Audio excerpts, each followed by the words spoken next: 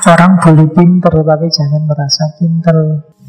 Setiap orang yakin dirinya benar, tapi jangan nganggap kamu satu-satunya yang benar, karena kamu bisa juga keliru.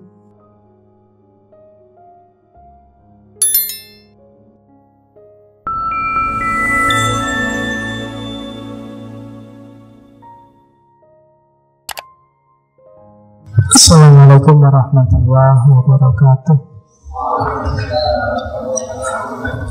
Bismillahirrahmanirrahim. Alhamdulillahirabbil alamin. Wa bihi nasta'inu ala umurid dunya waddin. Allahumma shalli wa sallim wa barik ala habibina wa syafi'ina sayyidina wa maulana Muhammadin wa ala alihi wa ashabihi ajma'in. Amma ba'du. Bismillah. Malam ini kita lanjutkan ngaji filsafat kita. Sudah sampai seri ke 100 sekian. Ya, yang mau wisuda sendiri aja. Yang mau nanti kesini bawa toka ya boleh, nanti difoto. Mungkin ada yang tadi pagi wisuda atau besok wisuda. Sejak kalau dihitung tahun ini mulainya 2013, 13, 14, 15, 16. Ya tahun depan lah wisudanya, semester 8. Oke, dah, yang penting nggak usah mikir ke sana-sana. Manfaatnya ngaji selalu saya bilang yang paling utama adalah di samping teman-teman paham, dapat ilmu baru, ilmunya tambah, seperti teorinya Socrates, ilmunya tambah, otomatis orangnya jadi lebih baik, dan orang baik melakukan kebajikan, dan kebajikan membawa pada kebahagiaan. Semoga bisa begitu, karena banyak orang yang ilmunya tambah, kebaikannya tidak tambah. Oke, malam ini kita ada di terminal terakhir untuk sesi filsafat kebebasan. Mungkin kapan-kapan ada sesi kebebasan season 2, tapi pasti bukan bulan depan, biar nggak bosen.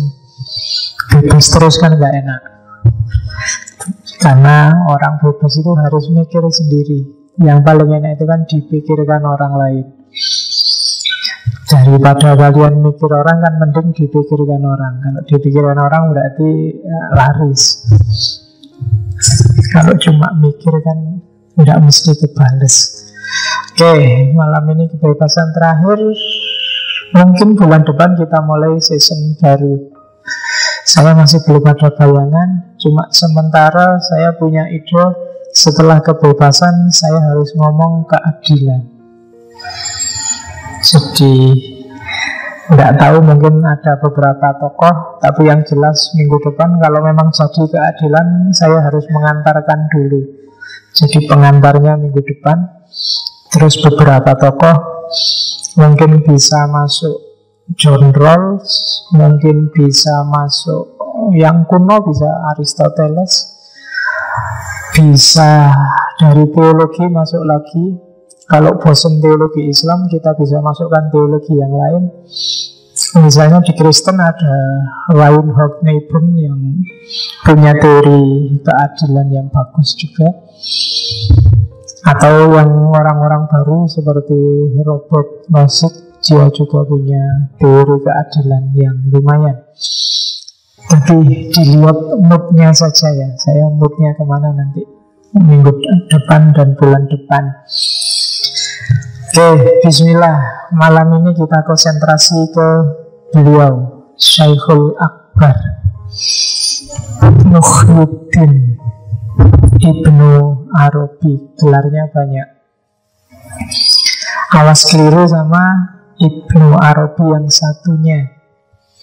Kalau yang ini namanya Muhammad bin Ali bin Muhammad bin Arabi At-Ta'i Al-Haytami, sufi besar.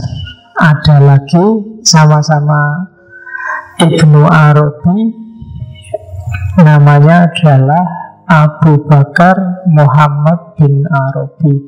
Ini ahli fikih Qadi dari Sevilla, Spanyol.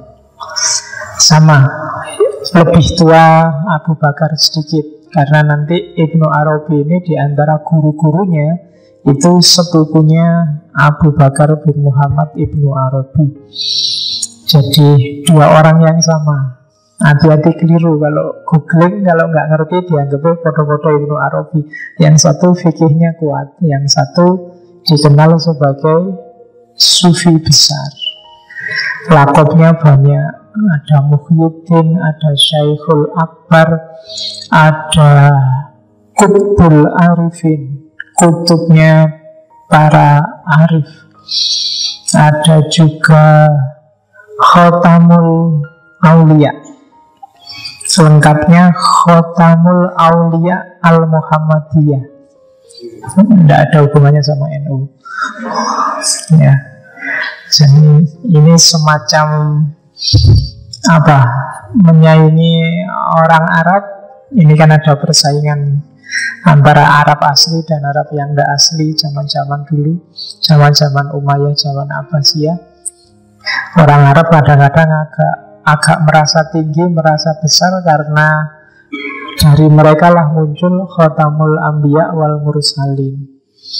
Nah, maka tradisi-tradisi di luar itu, khususnya beberapa sufi dari tradisi Persia yang sejak dulu memang saingan sama Arab, sampai hari ini itu mereka tidak mau kalah. Jadi mereka juga punya Khotamul Aulia Al-Muhammadiyah. Dan yang bisa berhubungan langsung sama Allah itu tidak cuma Nabi, para wali juga bisa lewat pengetahuan ilham. Itu kalau membacanya secara politik bisa ada hubungannya sama ego wilayah Persia sama Arab. Tapi kita nggak usah bahas di situ. Kapan-kapan aja ngomong yang gitu-gitu. Malam ini kita ngomong satu teorinya tentang kebebasan al-hurriyah, yang maknanya kebalikannya 180 derajat dari teori-teori kemarin, termasuk dari teori-teorinya Abu Hasan al-Asy'ari. Kalau Abu Hasan al-Asy'ari minggu lalu baunya sangat kuat di teks, nas, bayan. Kalau yang sebelumnya Mil dan kawan-kawan itu bau burhannya kuat. Malam ini kita ketemu bau irfan. Gimana kebebasan dalam tradisi sufisme. Kalau saya tidak salah, dulu saya tidak tahu ya, tahun berapa, 2013 atau 2014, ada juga ketika ngomong filsafat Islam, tradisi Persian, ada sudah kita bahas tema Ibnu Arabi. Mungkin saya nggak ngulang-ngulang lagi yang pikiran-pikirannya Ibnu Arabi secara general. Malam ini kita spesifik ke teorinya Ibnu Arabi tentang kebebasan. Oke, bismillah ya. Semoga nyampe. Kalau dalam dunia tasawuf, nanti apa yang bisa kalian ambil, bisa kalian pahami dari teorinya Ibnu Arabi itu bukan dari kalian. Ya memang maunya Allah, kalian pahamnya cuma segitu. Nanti ini ada yang nangkep 10%, 30%, 50%, atau 120%. Berarti itu maunya Allah di situ. Atau nggak paham belas, memang belum waktunya berarti. Ya, kajian tasawuf kan ada logika semacam itu. Jadi nggak usah gelisah kalau nanti nggak paham. Biasa aja, berarti memang makomnya belum nyampe. Oke, bismillah. Ibnu Arabi lahir tahun 1165 Masehi. Nanti meninggalnya 1240. 1165 itu tidak tahu ya di Indonesia ada apa. Indonesia tahun itu, kalau Jawa tahun-tahun itu 1222 itu Ken Arok bikin Singosari. Jadi Indonesia masih tawuran, Timur Tengah sudah nyufi. Ya, ya kan 1222 ya. Dan Majapahit kan berdirinya 1293 karena Singosari kan nggak lama, sekitar 70-an tahun. Sekitar ya 1222, 1293 ya 71-an tahun. Ken Arok itu 5 tahun jadi raja. Anaknya Nusapati itu agak lama, 21 tahun. Toh Jayo itu 3 bulan atau 4 bulan terus tewas. Ranggawuni, Kertanegara, terus terakhir Kertanegara yang paling besar yang bisa mengalahkan Genghis Khan pada zamannya, utusannya. Dan nanti orang-orang Cina yang ganas ditakuti di mana-mana cuma dihapusi sama Raden Wijaya dan kalah. Itu Jawa. Zaman itu Ibnu Arabi sudah malang melintang jadi sufi besar. Oke, lahir 1165, nanti sudah tertarik bidang-bidang kerohanian sejak kecil. Karena memang sudah diramalkan. Konon waktu masih dalam kandungan ibunya, ada seorang sufi perempuan namanya Fatimah, tinggalnya di Cordoba. Dia bilang pada ibunya Ibnu Arabi, "Bu, putra sampean ini sebenarnya ayahmu." Ayah dalam tanda petik. Nah, nanti dia akan jadi gurunya banyak orang. Jadi sudah diramal sejak dalam kandungan. Kalau dunia sufi kan sudah ngerti alam-alam rahasia. Dan ternyata terbukti memang sejak kecil Ibnu Arabi memang minatnya pada dunia sufistik. Dulu di sesi Ibnu Arabi yang lama saya ceritakan, jadi umur 16 tahun Ibnu Arabi itu sudah khalwat, sudah uzlah. Konon ceritanya satu ketika dia ikut pesta-pesta, makan-makan kayak biasanya ABG kalau ulang tahun kan sukanya gitu. Pesta-pesta, makan-makan. Terus di pesta itu dia mau minum. Ya, neng yo bukan teh yang diminum.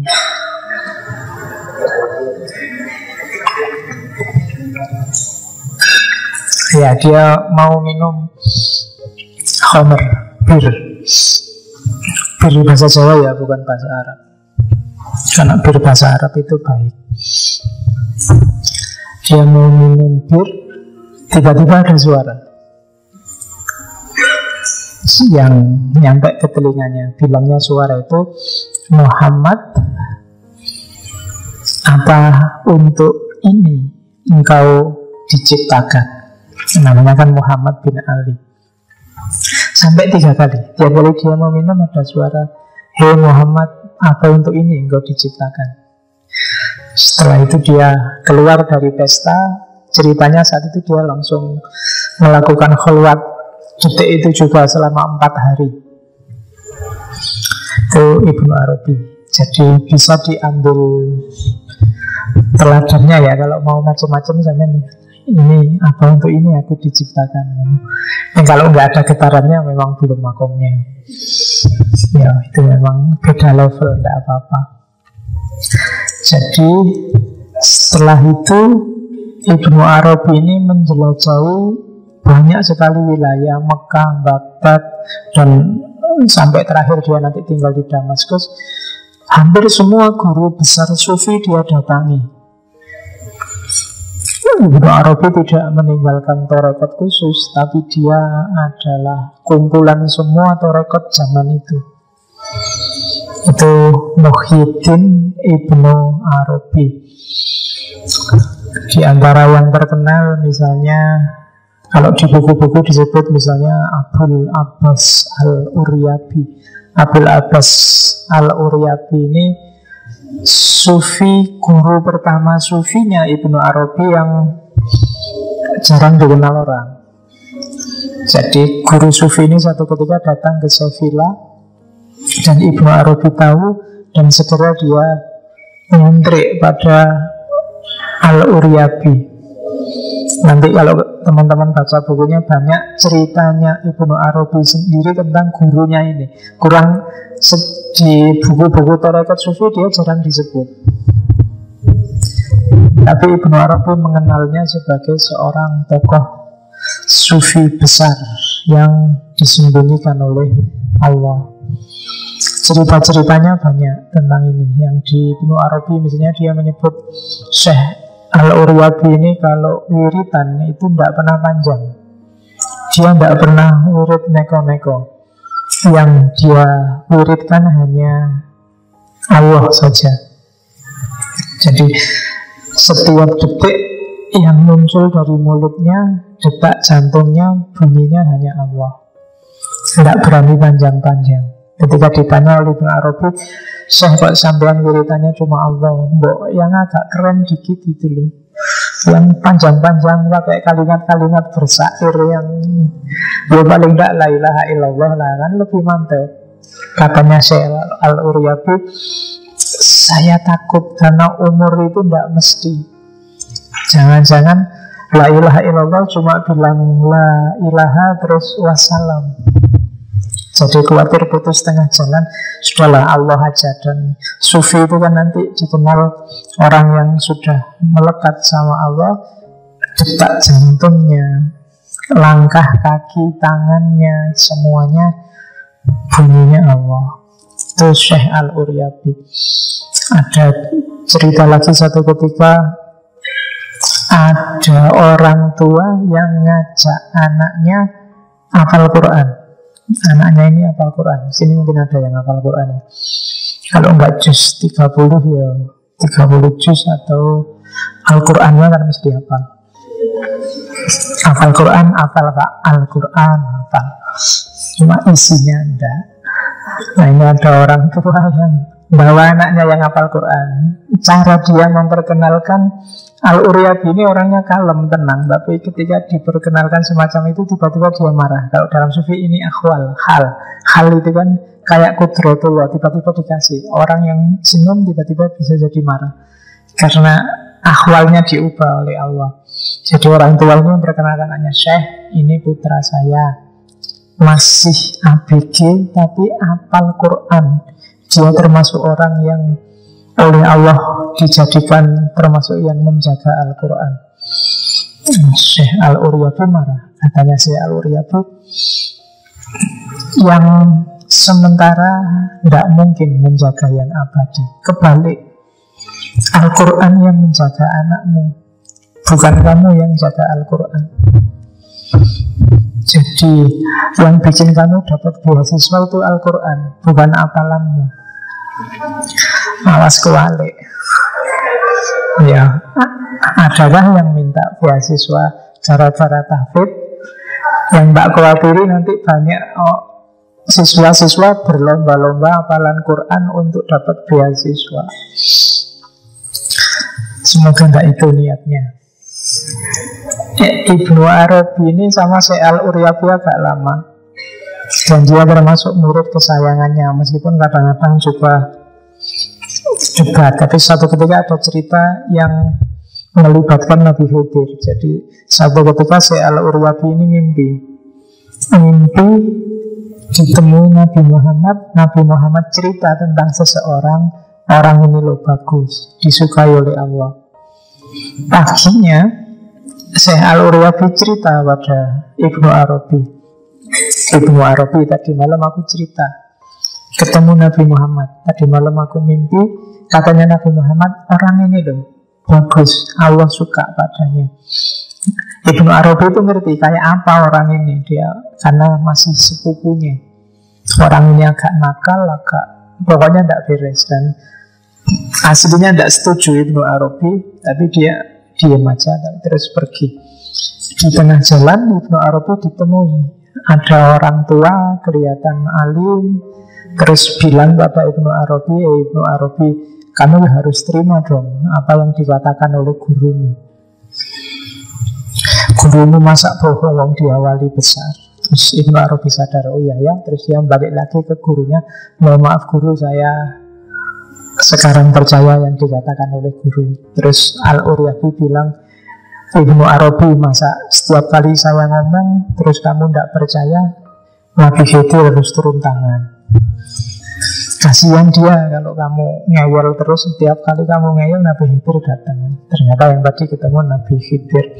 Dan dalam ceritanya Ibnu Arabi ini 3 kali ditemui Nabi Khidir. Yang pertama di Mekah, yang kedua di Sevilla, dan yang ketiga di Mosul. Dan yang pertama di darat, yang kedua di laut, dan yang ketiga di udara. Di udara itu melihat Nabi Khidir di atas dan dikasih khirqah. Khirqah itu kalau dalam sufi semacam cenderamata. Biasanya sobekan jubah, sobekan baju untuk menandakan bahwa kamu sekarang sanatnya sudah nyambung padaku, sudah jadi muridku. Itu Ibnu Arabi. Banyak sih ceritanya, kapan-kapan dongengnya ya, nggak jadi ngomong tentang kebebasan. Oke, bismillah ya, nanti next time kalau ada waktu nganggur kita isinya khusus dongeng. Biar, oke, kita mulai. Bismillah. Kebebasan dalam tasawuf. Ini kebalikannya teori kemarin. Kalau teori kemarin mulai pertemuan pertama, yang namanya bebas itu gimana caranya keinginanmu bisa terlampiaskan secara penuh, tidak ada yang menghalangi. Tapi dalam dunia sufi justru bebas itu bebas dari semua keinginanmu. Kebalikannya.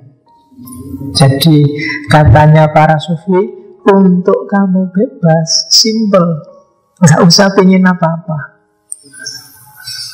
selesai sudah. Ya kan? Kemarin kan kamu pening, Pak, saya pengen ini, tidak bisa, ada yang menghalangi. Ingin itu tidak bisa, ada yang menghalangi. Ada yang halangan politik lah, halangan fisik lah, halangan macam-macam. Kalau kamu nggak pengen apa-apa, selesai, bebas. Dan tahapan kamu bebas dari dirimu sendiri itu tahapan untuk kamu menuju Allah. Jadi selama kamu sibuk dengan dirimu sendiri, ya kamu tidak akan ketemu Allah. Bahkan Allah nanti bisa-bisa kamu jadikan alat untuk kepentingan egoistikmu. Itu yang dinasihatkan oleh para sufi. Jadi bebaskan dirimu. Yang pertama-tama dari dirimu sendiri. Karena biasanya yang bikin kacau itu dirimu sendiri. Barang beres, barang lurus itu kamu bikin ruwet sendiri. Kamu sendiri yang bikin. Coba kamu gak pengen macam-macam, aman sudah. Kenapa kamu galau? Nggak dapat pacar, Pak. Caranya simple, nggak usah pengen pacar, selesai, bebas sudah kan kamu. Belum. Kenapa kamu kalau nilai saya jelek, Pak? Itu karena kamu kemarin targetmu nilai. Maka begitu nilaimu jelek kamu galau. Kadang-kadang nyari cara macam-macam biar nilaimu naik. Maka bebaskan dulu dirimu dari egomu. Bebas. Kenapa? Karena ego ini nanti yang pertama-tama menghalangi kesempurnaanmu sebagai manusia yang sejati. Jadi dalam dunia tasawuf, bebas itu freedom from, bukan freedom for. Freedom for itu gampang. Yang susah itu freedom for, freedom from. Freedom from yang pertama-tama dari dirimu sendiri. Dan selanjutnya dari segala sesuatu, kecuali dari satu hal. Jangan kamu bercita-cita untuk bebas, yaitu dari Allah. Jangan pernah bercita-cita bebas dari Allah. Jangan pernah serumit apapun situasinya. Kan kadang-kadang mungkin kita sholat lagi capek. Coba kemarin enggak. Nah kan sering gitu. Sudah puasa. Coba kemarin enggak Islam, enggak ada puasa-puasanan, enggak ada sholat-sholatan. Kan kadang-kadang gitu. Tapi jangan bercita-cita bebas dari Allah. Kenapa? Begitu kamu bercita-cita bebas dari Allah, kamu keluar jalur, keluar dari hitohmu sebagai manusia. Nanti kita lihat argumen-argumennya kenapa bisa begitu. Bebas ini kalau di Sufi termasuk makom. Yang jelas ngomong ini Imam Qusairi, Risalah Al-Qusairiyah. Jadi apa sih bebas itu, katanya Imam Qusairi, ketika seorang hamba tidak lagi berada di lingkaran perbudakan segala makhluk. Tidak ada sesuatu pun yang kamu izinkan nyetir hidupmu kecuali Allah. Berarti kamu bebas. Tidak ada idola-idola selain Allah, tidak ada target-target selain Allah, nggak ada cita-cita apapun selain Allah. Apapun yang kamu lakukan adalah selangkah lebih dekat untuk menuju Allah. Itu berarti kamu bebas. Ngaji ini termasuk ngaji yang bebas. Kalau kamu tidak punya target apa-apa selain dengan ngaji ini, semoga kamu selangkah lebih dekat dengan Allah. Kalau enggak, ngajimu enggak bebas. Saya pengen ngaji Pak, biar besok bisa bikin tulisan. Tidak bebas. Saya pengen ngaji Pak, biar bisa niru nanti kalau menjelaskan tentang Ibnu Arabi. Tidak bebas. Yang menghalangi apa? Targetmu tadi. Jadi seandainya toh dengan ngaji kamu pengen pinter nulis, pinter mengajar, pinter apa, boleh. Tapi niatkan pinter nulis ini untuk biar kamu lebih dekat lagi sama Allah. Niatkan pinter ngajarmu besok biar kamu bisa lebih dekat selangkah sama Allah. Itu berarti kamu bebas. Tapi kalau target finalnya hanya itu, ya selesai. Saya ingin ngaji Pak, biar lumayan daripada nganggur di kos-kosan untuk teh misalnya. Ya cuma itu dapatnya, nggak ada yang lain. Jadi targetnya harus Allah. Oke, kita lihat nanti, masih panjang ini ya. Nah, kebebasan itu makom. Jadi bebas berarti freedom from. Freedom from itu apa? Taharrur, membebaskan diri.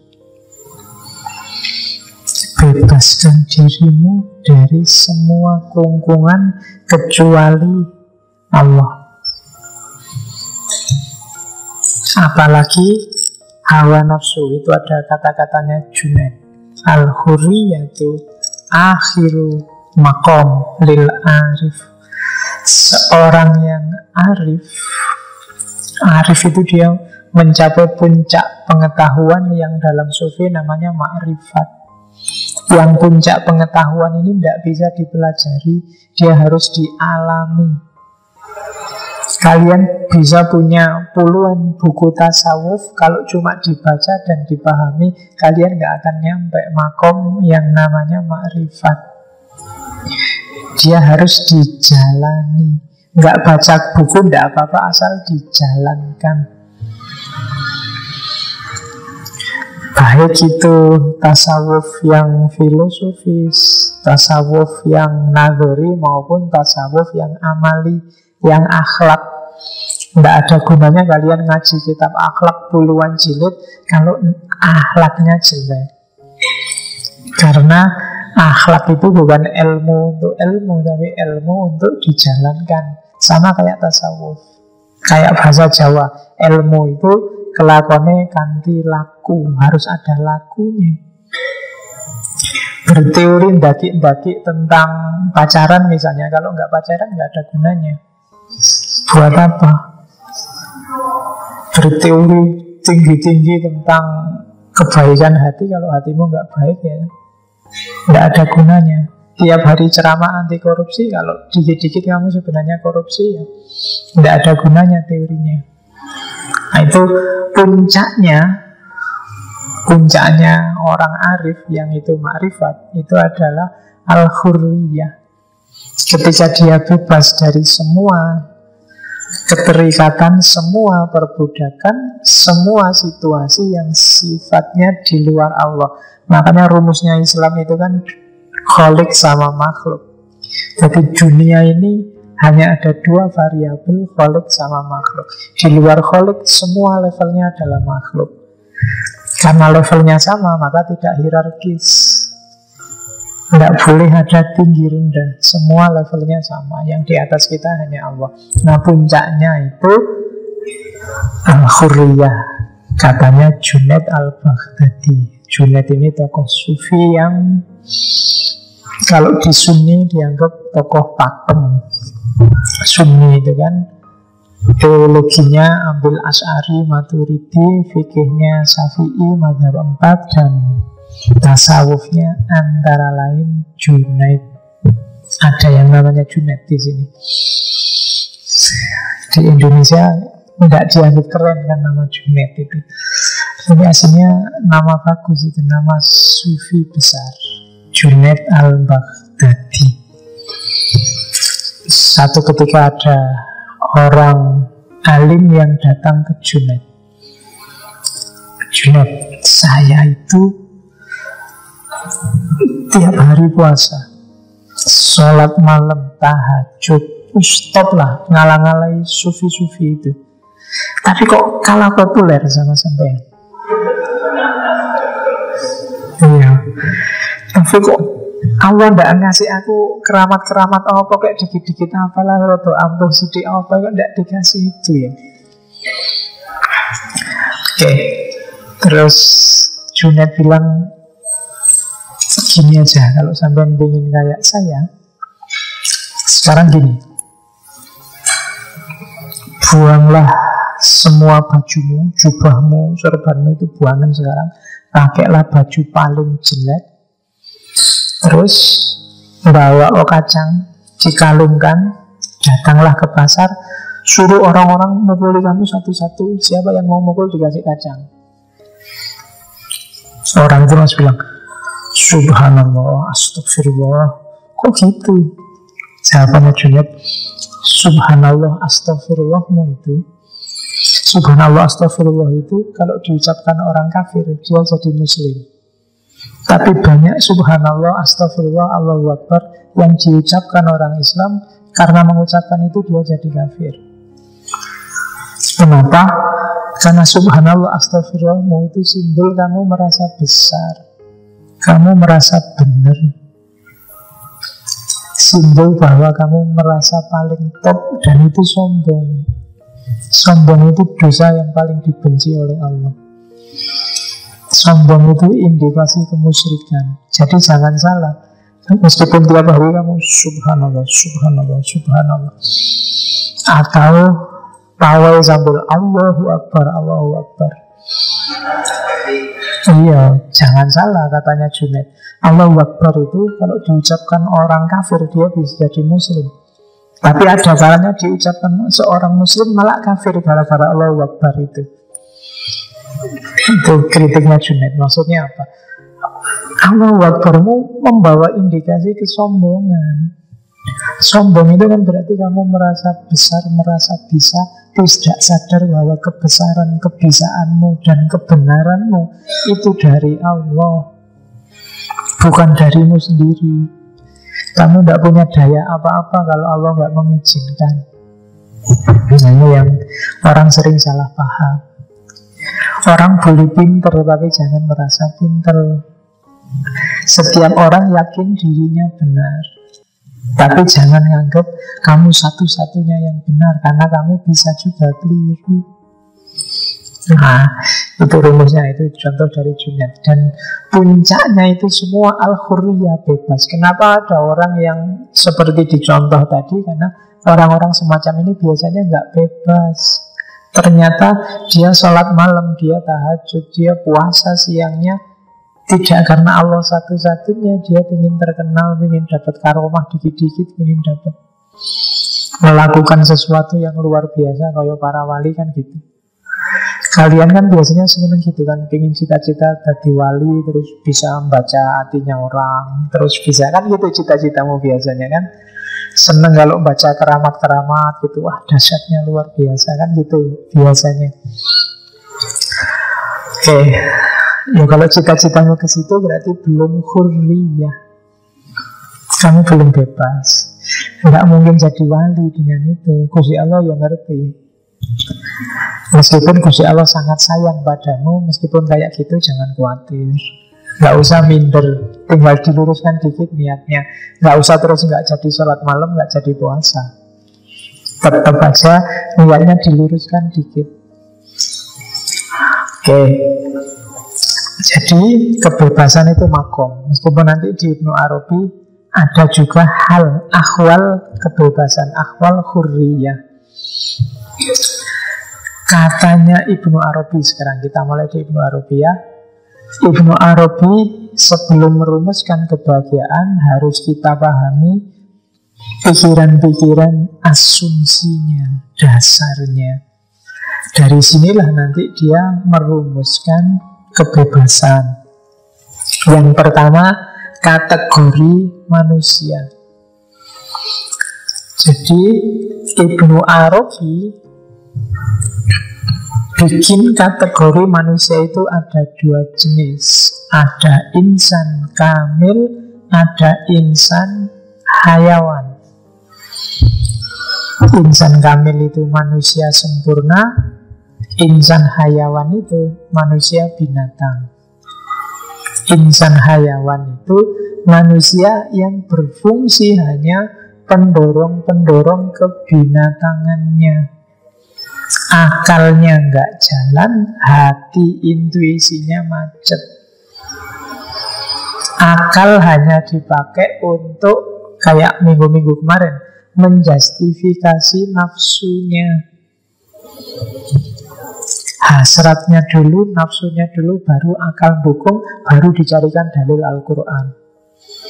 Nah, itu namanya insan hayawan.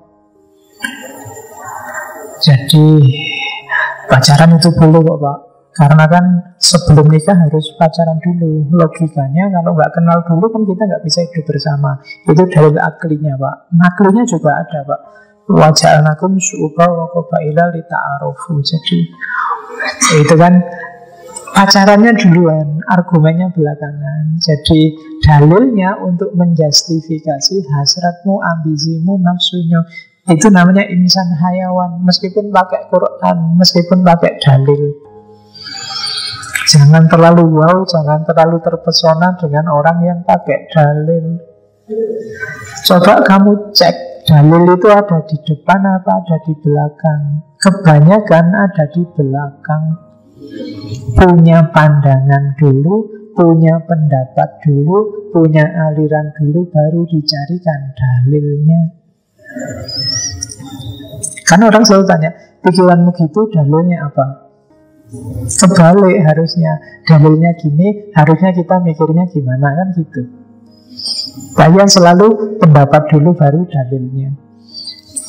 Nah itu kalau bagi Ibnu Arabi masih belum, statusnya masih insan hayawan. Yang nyetir masih hawa nafsu, belum masuk ke insan yang kamil. Nanti dulu saya ngomong banyak sekali waktu sesi awal Ibnu Arabi itu tentang insan kamil. Yang kedua ada kategori Abdur Rabb sama Abdun Nazar. Jadi Abdur Rabb itu yang nyetir adalah kalbunya yang bersih. Kalau Abdun Nazar itu yang nyetir adalah nafsunya. Nah, kita bisa cek diri kita ini Abdur Rabb apa Abdun Nazar. Untuk bisa Abdur Rabb, batin kita harus suci. Kalau dalam dunia tasawuf ada takhalli. Setelah takhalli itu dibersihkan dari yang jelek-jelek. Untuk bisa membersihkan, kita kan harus tahu yang jelek itu apa dan di mana. Untuk tahu ini, kita butuh kemampuan namanya muhasabah. Untuk bisa muhasabah, kita tuh harus punya kemampuan mikir yang benar. Di situ filsafat berguna.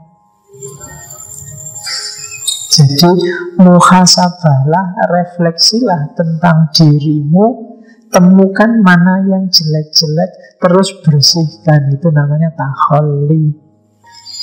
Setelah itu, isilah dengan yang baik-baik. Ini namanya tahalli.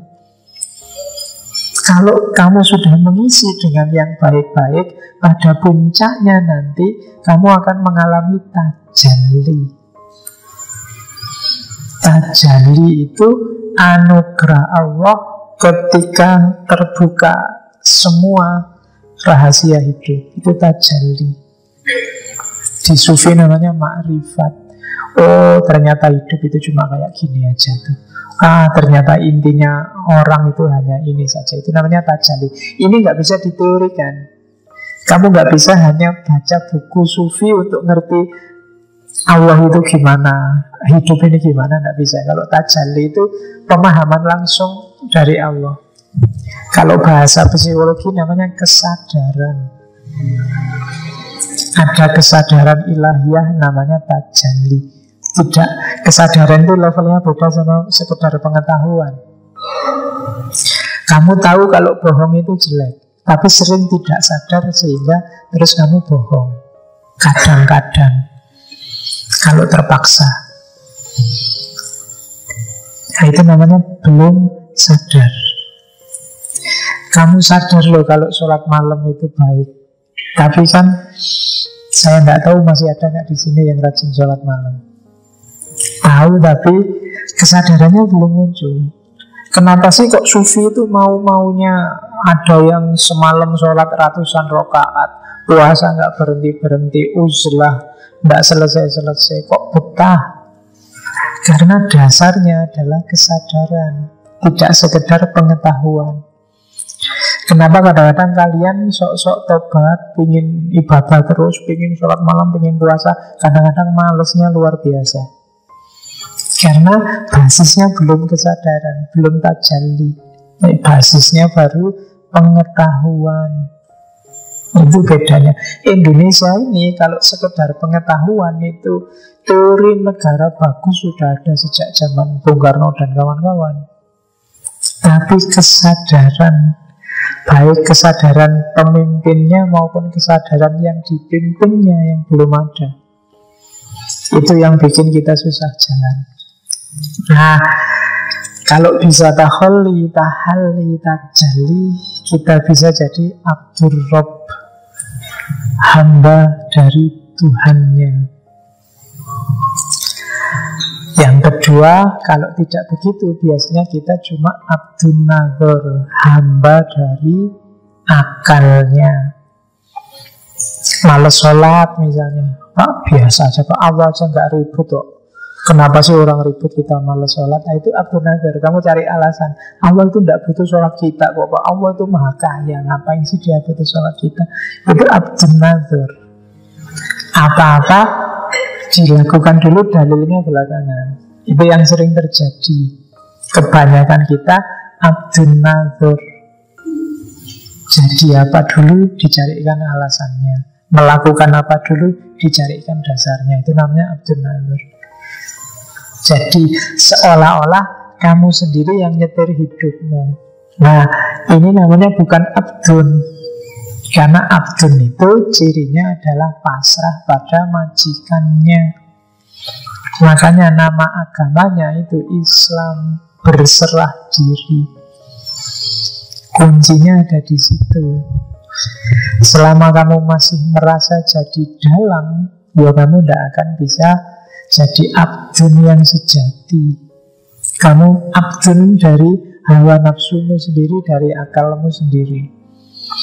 Itu asumsi pertama. Jadi menurut Ibnu Arabi, manusia itu ada insan kamil, ada insan hayawan. Perilakunya ada yang melambangkan hamba Tuhan, Abdur Rabb, ada yang melambangkan hamba akal.